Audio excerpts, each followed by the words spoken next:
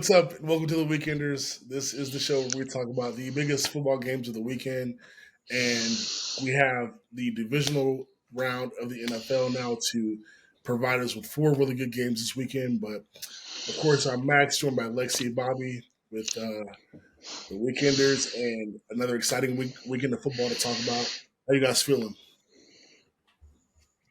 Like $1,000,000. Okay, I feel like there is nothing that can bring me down. No, but it's been cool. I mean, we've even gotten some good playoffs, like emerging, like Texans, like still going, which I'm so incredibly intrigued about. But yeah, Lions, heck of a win against the Rams. So just keeps getting better. It feels like. Yeah, I NFL wise, everyone kind of knows I don't really have a dog in the fight. Kind of root for OU folks along the way, and the demise of the Dallas Cowboys, both of which, look, business is booming, folks. Baker Mayfield on absolute fire, left for dead last season, is looking just pure top class right now, and the Dallas Cowboys probably had their worst collapse just about ever, which says something because they've melted down a lot in the past. But this, that was bad. Yeah. Anyways, a lot of fun stuff to talk about this week. Yeah, I mean, going back to Lexi's point, like Michigan national championship followed by Detroit. Yeah. All-time great week for that combination. It really is. And you know what? That'll probably the odds of that ever happening again in the same like span of a week or so like small. So I'm just enjoying it while I can. Yeah, that's a great sports story. Like the best couple of weeks in Detroit football or Michigan football ever. Like that's good. Um, all right, let's talk about let's go back to the Cowboys really quick to start the show off. The Cowboys once again fell short in the playoffs. I think that is not a sentence that people are surprised to hear, but it's just the way that they lost in the wild card round to a Packers team in which a few months ago, people weren't even sure if Jordan Love was a viable NFL quarterback. And of course, now he's improved, and now you lose. The score was at one point 48-16. And, you just, get embarrassed like that at home with a team that, people kind of started to believe that this might be a Super Bowl roster, and to lose like this, like, how are we fixing the Cowboys, folks? Oh, life's good. No, I'm kidding. But yeah, it was a terrible meltdown. And I'm pissed because of course I relied on them in some way to just win that game in one of my parlays and it cost me like $1,000. So that's what I get for thinking that things would be different. But it's bad. I'm not sure what's gonna happen. I think some big things will probably be coming, but um that But was let's embarrassing. if you're Jerry Jones, like, what would you do? I mean, it's got to be You a know, full cultural reset, yes, right, Lexi? everything. Like you got to just start from scratch essentially. I mean, you got good players, you got talent. But, Jerry Jones I feel like is always going to be in his own way in the end. I think it's just he's stubborn. I think a lot of things. So we'll see, but it's got to be a ground up movement. Yeah, I feel like culturally, just the Cowboys. I don't know if it starts and ends with Jerry Jones, because he's put together a good team roster wise, but there's just something about it that every time they reach the playoffs, they just crumble. I think partially some of it is they're absolutely soft. I think partially some of it is they ultimately don't have heart in those playoff moments. And I think some of that has to do with their head coaching decisions recently. I feel like Jason Garrett was obviously poor. I think Mike McCarthy was a bad hire. And I don't think, frankly, Dak Prescott has it in him to be a playoff caliber performer. I mean, he's had success when CeeDee Lamb's rolling. He's had success when even going back to like Dez Bryant, when he was rolling. But ultimately, it's just I don't know. I think you have to have a cultural reset. I don't know if going to the Bill Belichick well is the right move. That feels like a time past. It feels like he's moved past, and he would be inheriting another set of problems. But I don't know. Whoever they do, I think they kind of have to bring in some toughness if they want to make that leap. But overall, the culture's got to change from top to bottom, and there's nobody more at the top than Jerry Jones. Well, let's Yeah. address. I I agree with you about Jerry. I think a lot of people have compared like Jerry now to like Al Davis at the end of his life. Um, those last few years before he passed with the Raiders, and like although the Cowboys are not as bad as those Raiders teams were, like I can't say that I disagree with the comparison. Like we know, if you were kind of remember back then, like Al Davis was very like, he was giving press conferences. He was always in the media. He was very much hands on involved with the team. And just made some terrible decisions like drafting Demarcus Russell and just a lot of bad things happened, at the end of Al Davis's life, unfortunately. And so, I'm not a Cowboys fan or anything like that, but man, like I feel bad honestly for Jerry Jones because his days are shorter than they are long. So you'd hope that he's sees at least another NFC Championship before he goes, but he may be the person in his own way. But here's a couple things like just to cut through kind of all like the what ifs and stuff. Like here's a couple things I'm gonna throw out there for you guys to like kind of say like if what your decision would be. Like, are you guys keeping McCarthy or does he have to go? I, I don't think that he has that factor, but I think that when I talk about a ground up, you might need to get rid of just more than McCarthy. I know how even Bobby said about like Dak just not really having that either. I don't know. I think you'd have to start on a new slate totally, but I know that's a big thing. But Mike McCarthy I feel like his time's just passed at this point, of what he can do and being in the situation he is. I just don't think it's a good fit, from the get go. But what about you? Yeah, and I mean that's the thing is what type of franchise do you want to be? Do you want to be a franchise that competes for Super Bowls, which you haven't been since the 1990s, or do you want to be a team that wins a bunch of games, makes a bunch of money, but ultimately when it comes down to brass tacks, you completely crumble? And let's be honest, Mike McCarthy hasn't exactly been even, other than 2010, hasn't been a great postseason coach. They've had his time with the Packers was met with, several upsets here and there, losses that they shouldn't have taken. And to me, I just feel like he fails to prepare his teams in in postseason games. Even when we're talking wild card, even when we're talking, you have a home game, you should take care of business, and they don't. And I don't know. I don't think he's the right guy for that, or for a team that wants to go on playoff runs, that wants to win, Super Bowls and go that deep. The Dallas Cowboys, I mean, people know it's bad, but if you really look at the tail of the tape, it's worse. I believe the Texans have more playoff wins than the Cowboys since 2002, and they started from scratch. So I'm just saying it's a problem that goes deeper than McCarthy. Not all the blame's on McCarthy. Not all of the blame's on Dak. It's an ecosystem of softness, of glitz, of glamour, of overconfidence, and it strikes them over and over and over again every single year. And you know it's coming. I know I make those jokes throughout the season that the heartbreak's coming, and it always comes because the pride is greatest before the fall. I don't want to wear the hat. I'm dreaming of something bigger. Yeah, Dak, you know what? Shut up, wear the hat, watch some tape, man. Like, yeah, I mean, I think like that's the crazy thing about the regular season, right? Like, and I think that's argument that I've been having with Cowboys friends too over the last few years. It's like, okay, Dak is a mediocre quarterback who you're paying a lot of money. Or sorry, I don't want to say mediocre because I think he is not mediocre. I think he's actually above average, but he's not elite.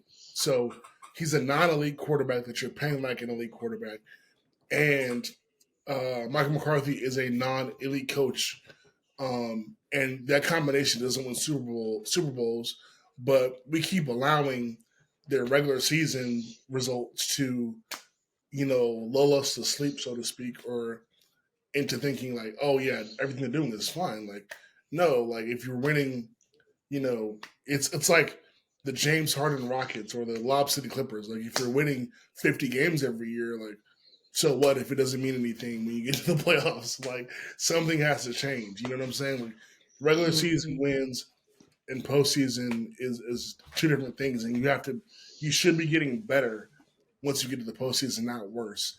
And sometimes it's not even about losing; it's about how you lose. Like, yeah, theoretically, home game, number 2 seed, you should be blowing the Packers out. But even if the Cowboys lose close, like we're having a little bit of a different discussion than what the Packers what happens when the Cowboys lose, how they lost on this past Saturday. So it's like you guys have said, there needs to be some change organizationally, but I think the Cowboys would do themselves a disservice if they did not closely examine Mike McCarthy and closely examine whether or not they should give Dak another contract at this point. So, I mean, what evidence has there been that it's going to change?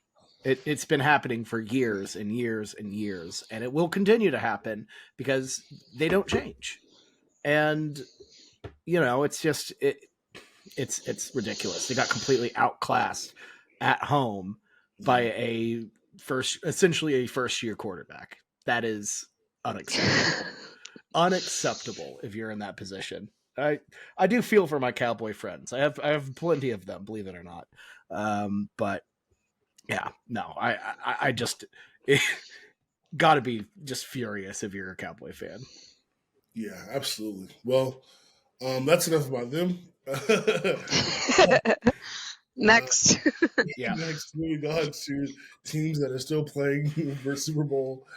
Starting with the best team in Texas, the Houston Texans, and the Baltimore Ravens, who are facing off Saturday, 4:30 Eastern kick. Over under is 44.5. Ravens are favored by 9. They are the home team. They've had the week to rest and had the bye and everything like that as the number 1 seed in the AFC. But my question is, how much pressure is on Lamar to play well and to win this game? Playoff Lamar is not great.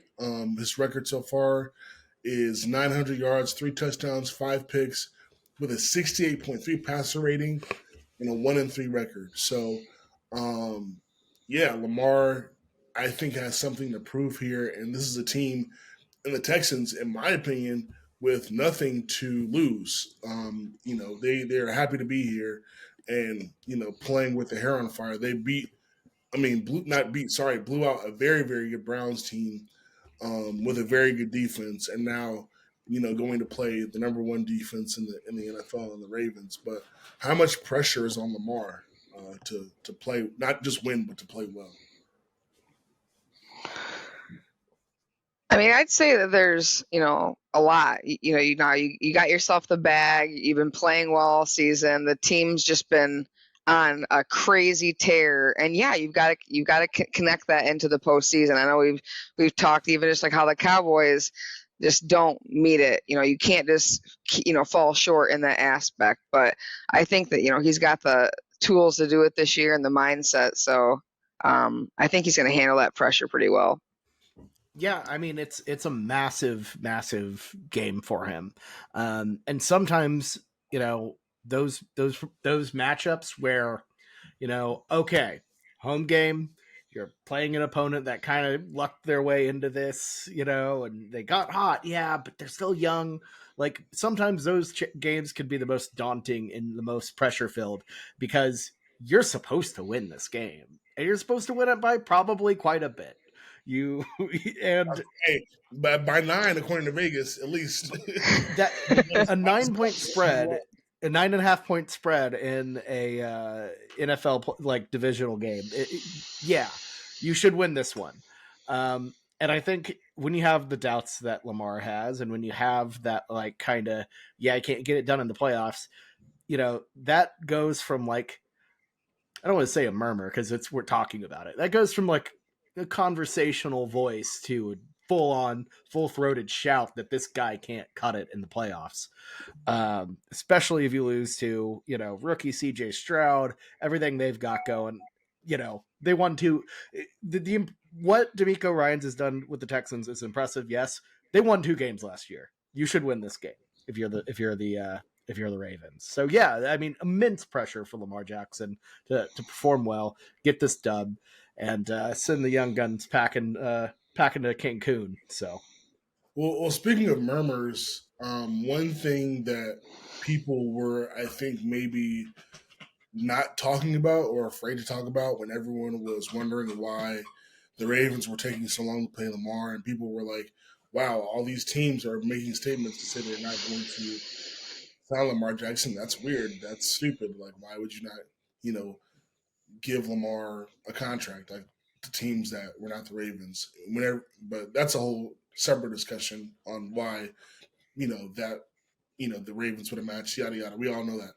But one of the things that people were not saying, or maybe afraid to say, because Lamar, it's cool to say like Lamar is a no brainer, guy that you'd want on your team.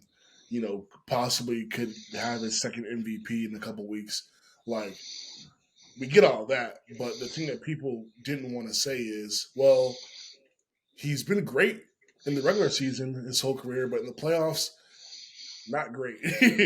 And he has injuries, that's not great. So, we can debate whether or not he deserved to be paid by the Ravens or other teams, but I think, if he performs badly again this weekend, now we're talking about him like we're talking about Dak. Like, all right, well, does this guy did this guy really? Or were teams smart for not giving him the contract, or were teams worried about his ability to perform in the playoffs? And the numbers don't lie from what we've seen already. But again, if things don't go right this weekend, we could be having some very loud discussions about Lamar being a bad playoff quarterback. And the Ravens are stuck with him, for the next few years. Not saying that's a bad thing, but just saying like, how do you improve that? Is it between the ears? Is it, you have to get more talent? Like, what do you do to help boost his performance in the playoffs? So that is a very real thing, and I think it'll be interesting to see what happens this weekend. Okay. Oh, go ahead. Sorry. I was just gonna say, I think even a win over the Texans and you don't have the Lamar Jackson bad quarterback, it just helps get that burden off your shoulder.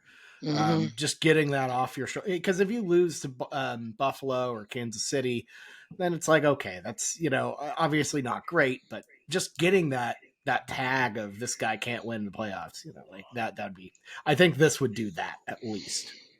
Yeah. And I do think it's important for him to play well too. Like, I think if he like has a stinker and they win, like, it's still not going to inspire confidence for the next game and for him in the future. I think he has to legitimately have a good game against the Texans, and then possibly another good one against the Bills or Chiefs. But I think what the next couple games are going to be important for Lamar. Okay, the Ravens defense. Been number one this year. We saw what they did against Brock Purdy and the Niners a couple weeks ago.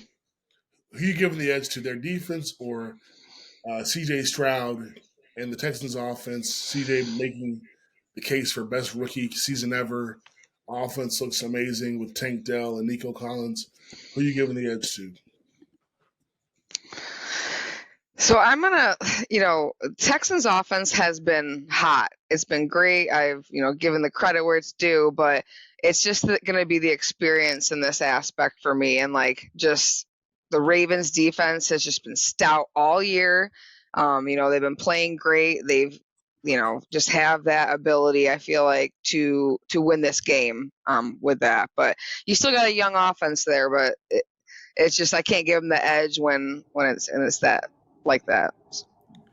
If this game was being played in a muggy dome in, the middle of Houston, then, it's a bit of a conversation, but what in the world? Weird.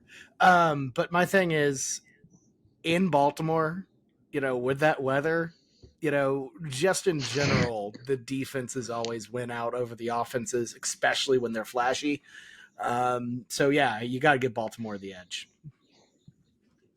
It's gonna be cold. Yeah, I mean, we saw like the Browns again had a really good defense, and CJ Stroud tore through him like a knife through butter. But that was like kind of Bobby alluded to, that was in the comforts of NRG Stadium or wherever the Houston Texans play. So yeah, you're right. Going to Baltimore in those elements, it's a different animal. You're playing a good defense with Lamar Jackson at quarterback, not Joe Flacco. So obviously a different skill level. The Ravens can control time of possession, run the ball, keep CJ Stroud on the sideline. Defense can get stops. I think it's a little bit of a different ball game here. So I think I agree. I think I would say the Ravens defense has an edge in this situation. A nippy high of 26 on Saturday. So there you go. Whew. It was like -4 here earlier, so yay. Yeah. All right. Texans Ravens. I'm taking the Ravens. Now I won't. I have a lock of the week related to this, so I'm gonna save some of my spiel till then. But I do think this is the game the Ravens not only must win, but they can win. I think they're again the defense.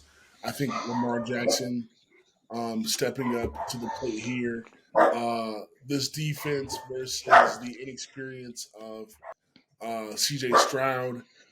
I think for all those reasons, the Ravens are in a good position to win here at home and get to the next round.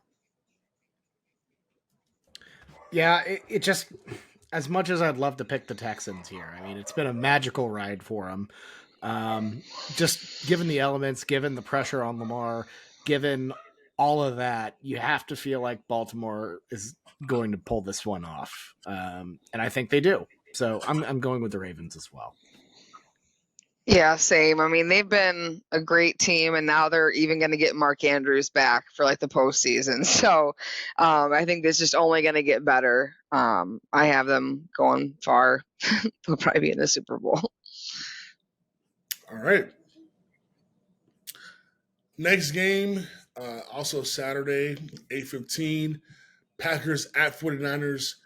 Niners favored by 9.5 over the Packers, who just beat the Cowboys by like a bunch. This is obviously in San Fran or Santa Clara. 50.5 is the over-under. Who is the better QB in this matchup? Is it Jordan Love or Brock Purdy?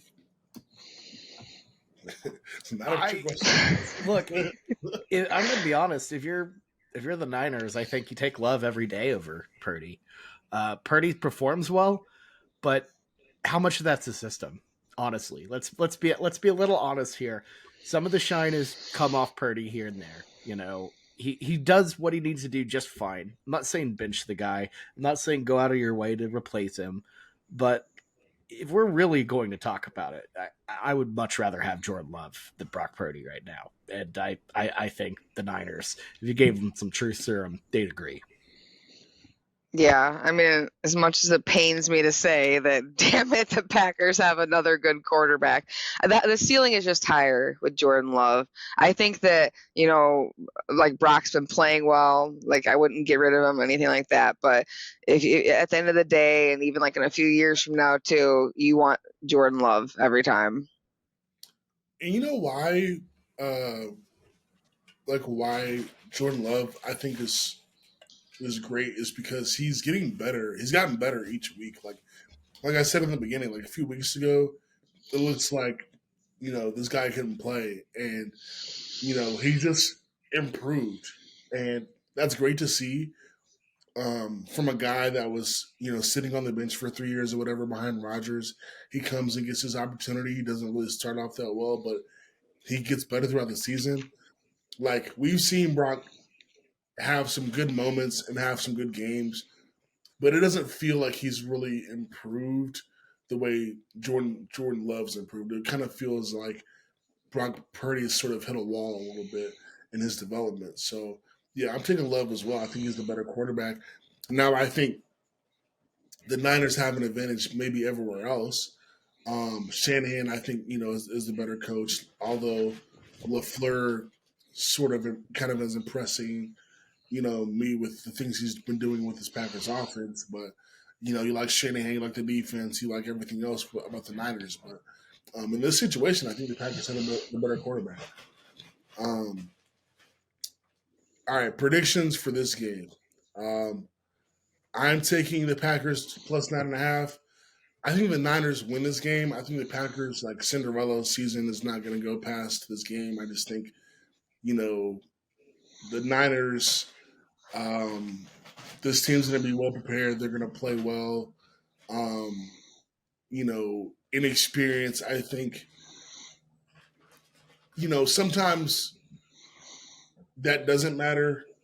But I just think with the talent deficit here, I think there's just too much of an edge to the Niners. Um, from a talent and experience perspective. So I'm giving it to the Niners to win, but I think the Packers can cover. I think 9.5 is too many points. I think the Packers, again, LaFleur runs a really great offense. You just came off of an absolute beating of the Cowboys. You're going to go into that situation with a lot of confidence, playing in decent weather, in Northern California. Um, I don't see why the Packers don't cover the spread. I think it's a little disrespectful that the spread is this big. But give me the Niners to win, but the Packers to cover. Yeah, I got the Niners here. I think Green Bay is going to make it a really good game, though. And like they've been playing, out of their minds these last few weeks. And I know it's going to carry into this with like the momentum they have. But when it just comes down to it, like the better talent and really both sides of the ball is going to be the Niners. And I think that the defense is probably going to have a little bit pressure there. So we'll see how he reacts to that as well. But yeah, Niners will come out on top. Yeah, I got the 49ers as well.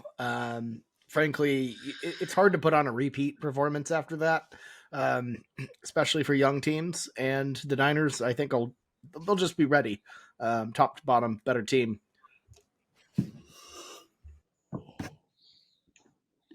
And you have the Niners minus 9.5, right, Bobby? So you're taking the big win. All right. Yeah, correct. I just feel like that's a cheeky 9.5 right there. I don't think it's going to be a blowout or anything, but I don't know. That feels like a line that I don't know. I wouldn't put plus money on it. Feels like a proper 10-point win. Yeah, I can't say I'm mad at that. All right, next game is the Bobby's Baker Mayfield led Buccaneers versus Lions in Detroit. Detroit hosting back-to-back playoff games. That is great for them. That's a Sunday 3 p.m. Eastern kick. Lions favored by 6 points, over under 48.5. Who has the edge, Baker or Jared Goff, two former number one overall picks? I'll let you go, Bobby. I am going to go. Okay, this is going to sound crazy.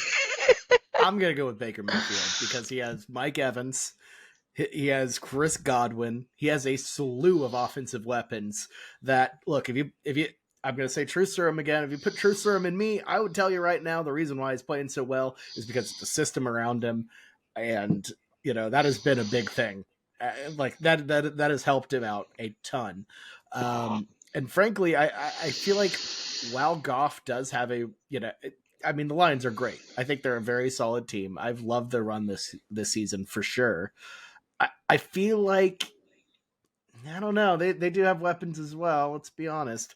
But Baker just has that certain je ne sais quoi, I suppose, that swagger, that he's got that momentum going, and he's back up in the Great Lakes again, this time indoors, that obviously doesn't have anything to do with it. I'm just feeling the Baker vibes. I'm riding with my guy. I'm going to say he has the edge a little bit. I feel like he has that kind of big play mentality, which is something you kind of need on the road. That's how you break a crowd, uh, with long ball, I suppose. For sure. Yeah, they cannot be counting out like the Buccaneers in any capacity. And I mean, I think about when the first time that the Lions faced them, we had so many people out, including like, high powered, people on our offense. Like Laporta was out. He didn't play for that. So I know that I'm going to give Jared Goff in this instance only because our offensive line literally made Aaron Donald seem non-existent. And you know how hard that is to do with someone like that incredible. So our offensive line has just been on point, has been giving Jared all the time in the world to make the decisions. There has been a couple sacks here and there, but I'm going to give it to them. And there's both teams have a lot of weapons on offense too. So it would be kind of a toss up in that area, but I'm going to give it to our O-line. Yeah, my edge is going to go to Jared Goff when he is not pressured. I mean, he is, great when he doesn't have pressure in his face. He makes the right throws. He, when everything is on schedule, he's, pretty amazing at, taking what the defense gives him and, making plays. Baker can do that too, and he does have great weapons, as Bobby pointed out. I think I think for the Lions to be successful and Jared Goff to be successful, um, it's going to have to. They're going to have to do something different than they did when they played the Rams, which I feel like in the Rams game, David Montgomery had great runs every time he touched the ball. I think they went too quickly to the pass against the Rams. Tried to do a lot of stuff with Jahmyr Gibbs. Some of it worked, some of it didn't. I think when the Lions played more of a rhythmic offense where they're running the ball and taking pressure off of Jared Goff and he can just make throws, he is like unstoppable. Um, and to me, just plays a brand of football as good as anybody else. So I'm giving the edge to Jared Goff, but Tampa Bay obviously has the ability to put pressure on the quarterback. So it's going to come down to that offensive line, like Lexi said. Like, are they going to be able to hold the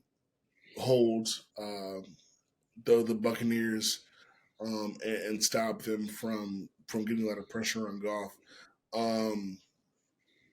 And so, yeah, I think that's gonna be the bottom line. But I'm giving the slightest Jared Goff because when he plays with a clean pocket and he can just do what he does, and the Lions run the ball and just take pressure off of Goff to do everything, be the hero, then they play better than any offense, or as good as any offense in the NFL.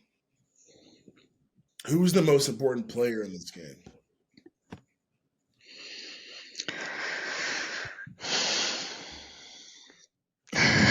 That's pretty tricky. Look, it's also Baker Mayfield, I think. I feel like he is so risk reward that if he's on fire, it is going to be hard to stop him. And if he's atrocious, the Bucs have zero chance of winning this ball game. We've all seen bad Baker. Max, you saw a lot of bad Baker last year when he was quarterbacking your Panthers. It can completely fall apart if he's taking too many risks, if he's not hitting his throws. It'll just end everything. The game will be over. There's just zero chance the Bucs win if Baker Mayfield plays poorly. And because of I feel like the Lions are pretty steady. when they're at their best, they're really good. When they're at their worst, they're still pretty solid. There's not exactly one player that makes or breaks it for the Lions, and that's why they are as good as they are, because they play as a great unit. They're more solid, they're more consistent. But with Mayfield, it's like at his best, it's like, oh, the best thing ever. But at his worst, it's disaster. Yeah, and I'm gonna almost compliment that, because when Baker can like sling the ball, it is game over. So I would say like our secondary, like the Lions secondary, is going to be super important in this game. It was the reason why the Rams could, kind of catch up in that way. We seen with how even Nick Mullins from the Vikings kind of tore them up a little bit. So that's going to be the most important, because if you let Baker go with the deep ball, he's got the talent, to those guys will go up and get that. So it's just got to be really important for Aaron Glenn to make sure that secondary keeps Baker in check and doesn't let him go off and prevents him from doing so. Yeah, I think like the Baker Lions secondary answer is like the key here, right? Like if Baker plays mistake-free football and the Lions secondary does not get stops, the linebackers don't get stops, the front line doesn't get stops, Baker's going to be able to, and again, mention the receivers, like they're going to be able to find ways to score. So I think yeah, I think you probably have to say Baker. Um, cuts down on the mistakes, takes advantage of what the Lions are lack in the secondary. Um, this could be a very long day for the Lions if they don't. Um, and, I mean, we saw it against the Eagles too. Like the Eagles had kind of problems with their secondary all year. Wasn't really playing good defense all year, and the Buccaneers defense definitely showed up. And I think offensively the Lions are better than the Eagles, what they showed yesterday, especially without AJ Brown. But defensively, the Eagles gave up a lot of points, and so the Lions are going to have to tighten up if they want to win. Okay. With all that said, though, I'm taking the Lions. Home game, all the energy is for the Lions. I think this is just a better team from top to bottom, like better roster. Um, Todd Bowles, Dan Campbell, coaching wise, like I like Dan Campbell more. It's probably a wash. I wouldn't argue with you if you said it was a wash. I think I like Dan Campbell a little bit better. I think Jared Goff's the better quarterback. I do again worry about the Lions defensively sometimes, but I think in this situation, the momentum, the talent is in the Lions' favor. So I think I think I'm comfortable taking Detroit here. I am going to ride with my guy, Baker Mayfield, keep the hot hand going.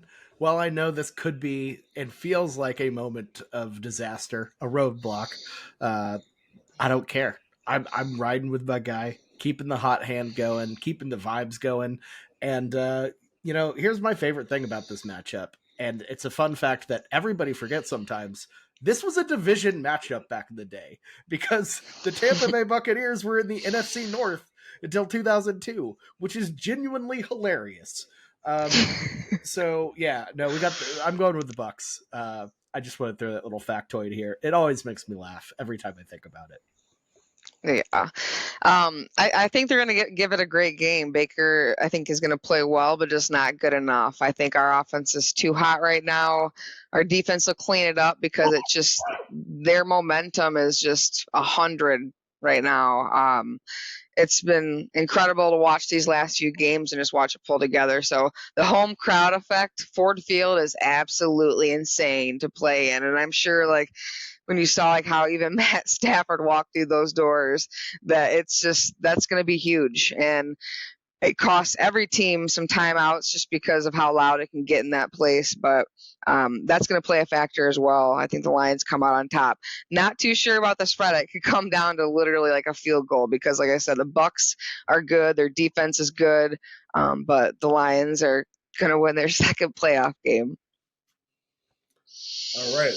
And moving on to our last game of the divisional round weekend. It's Chiefs at Bills, Sunday 6:30 Eastern. Really big game for both organizations. This has been a rivalry of the 2020s, I guess. Most of these games have been in Kansas City, but this one is in Buffalo. So you might be thinking to yourself, hey, this is the Bills' best chance to get past the Chiefs and move on to the next round. Do the Bills / Josh Allen have an advantage now that they're playing at home against the Chiefs instead of in Arrowhead? I mean, absolutely. Believe it or not, I believe this is Patrick Mahomes' first road playoff game. I feel like I've heard that somewhere, which is absolutely baffling, and really shows, I guess, just how insanely good the Chiefs have been since he's taken over. It's going to be a total 180 from what they're used to. Arrowhead is one of the best home field advantages in the league by far, especially when playoffs are rolling. When you get the sea of red, when you get the Florida State ripoff chanting going, it's hard to beat.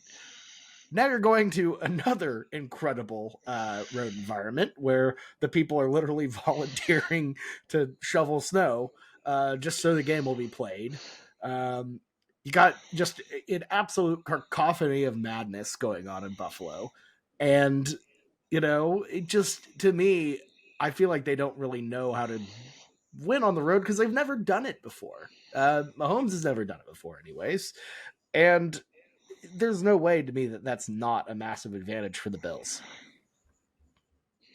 Yeah, I mean, this late in January, to be like at Buffalo is a advantage for them. They're used to this, especially Josh Allen knows how it goes.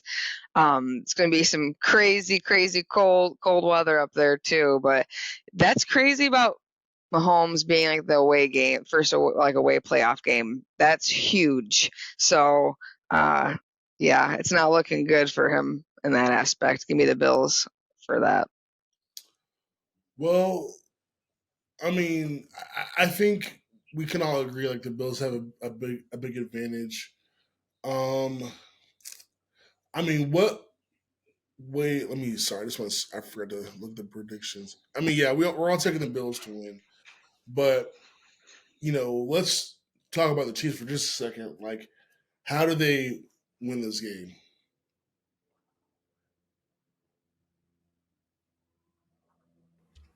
I mean, you have to have. It kind of comes on the defensive end, you would think. You have to have Josh Allen has had no good, very bad days in the playoffs. Look, the last time they hosted a game in the playoffs, they looked atrocious against the Bengals. They got freaking stomped. It was awful. If Kansas City's defense could find a way to make life hell on Josh Allen and that offense, and then offensively just do enough to win the ball game, then yeah, I feel like KC can pull that off, but I don't really see that happening. I don't know. I think that the keys for the Chiefs to even win, though, is to just take advantage of if Josh Allen or the Bills turn over the ball. But the Bills have just been playing crazy. I know a lot. I said I was doubting him early, and I kind of moved on from Josh Allen. But this last 4 or 5 week stretch here, he's really pulled through and is playing on his game right now. So he gets this home game, and I just think that that's going to be their whole advantage in this. But I just can't see the Chiefs stopping them, especially now it's being played in Buffalo. So I think one thing that we're gonna have to keep an eye on is the Bills' health on defense. I think they lost 2 linebackers in that game against the Steelers, and so Travis Kelce is not like prime Travis Kelce anymore. We all know that. But like I hear, starting linebackers down, and I'm like, all right, the Chiefs can find a way to take advantage of the middle of the field with Kelsey and with Sky Moore or Rice or whoever they want to use. Now we know like how reliable those guys are. Like that's the question, right? Like that's kind of been a problem all year. But I think if the Chiefs are going to win, I think it'll be because of them finding a way to take advantage of the lack of health of the Bills, and maybe the Bills just aren't really prepared or have the depth to stop the Chiefs. Um, and then the other thing is, and you all have touched on it already, but Josh Allen just makes too many mistakes, right? Like he throws, a couple interceptions, fumbles, you know, he lets the Chiefs kind of like in the game. I think the best case scenario for Buffalo is they get out to a big lead and they don't let the Chiefs, get anywhere close to them, or they just score in bunches, and find some way to pull away from the Chiefs. Um, teams, this is a team that has gotten where they are, and the Chiefs on good defense. But if the Buffalo Bills can score points and stop the Chiefs from doing the same, obviously, that's how you win football games. But to me, it all depends on the Bills' depth and if they can get something out of their guys when if their linebackers can't play in this game. But like I said earlier, we all have the Bills. I'll just say for me, the home environment, not really being able to fully put trust in the Chiefs pass catchers. I like the Bills offense to be able to overcome what the Chiefs can do on defense. Since they have so much familiarity with each other, I think this is going to look a little bit different. And I won't. I don't think anyone should minimize that the Bills have been playing playoff games for the last 6 or 7 weeks. Like the Bills were almost out of the playoffs. They were like the 11th seed, you know, and they were pretty much out of the playoffs at like whatever their record was, 6-6 or something like that. And they won every game in order to get into this position to host the playoff game. And every game has been do or die for them. The Miami game a couple weeks ago. I would say the game they just played against the Steelers. Games before that, they beat the Eagles. They beat the Cowboys. They beat the teams in front of them. They needed to beat. So to me, the Buffalo Bills coming in this game hot at home, familiarity with the opponent, and kind of trying to finally break that glass ceiling that's been there all these years from the Chiefs beating them in the playoffs. I think this is the year that the Bills can break it, and I'm taking the Bills.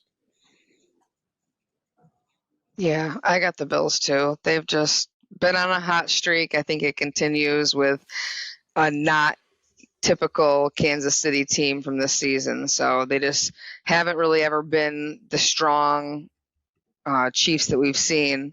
So this is Josh Allen's year to get it done. Yeah, I've got Buffalo as well. Home game, and the Chiefs' issues just haven't been fixed, and they won't be fixed until the offseason when you can make some roster changes. That's just kind of what it boils down to. All right. Well, that is that. Those are the four biggest games, the four only games of football this weekend. Let's get to the lock of the week. Last week, me and Bobby got a little bit closer to Lexi as she lost her lock, which was Rams Lions over 51.5. Got pretty close to that, but did not make it over. Bobby had the Bills beating the Steelers. Easy pick, easy win.